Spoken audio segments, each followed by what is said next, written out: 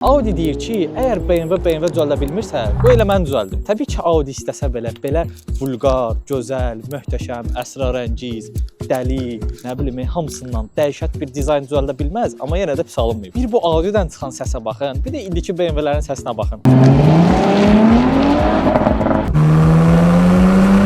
Bəxtiyar, yazmışsan ki, heç bir Audi xoşuma gəlməyib, amma yox. RS6 C7 ən bomba maşınlardan biridir. Amma ondan sonra çıxanlar biraz zay olub. Amma indiki RS5 həqiqətən möhtəşəmdir. Amma ancaq universal, sedanı aparturlar. Maşının xarici görünüşündə də Audi A5-dən əsər əlamət qalmayıb. Arxasında enli qanadlar, nəhəng difuzor və ümumiyyətcə yanları daha enlidir. RS6 qədər olmasa da çox aqressiv. Özü də RS5-də ilk dəfə olaraq 2.9 V6 dual turbo motora hibrid sistemi qoşublar. 80 km-dən çox tək elektriklə yol gedə bilər, amma belə 639 at gücü var. Yəni ki, V6 və böyük elektromotor. Bir BMW şinf olaraq yeni Audi'lərdən birinə bu qədər həvəslə baxacağımı heç vaxt düşünməzdim.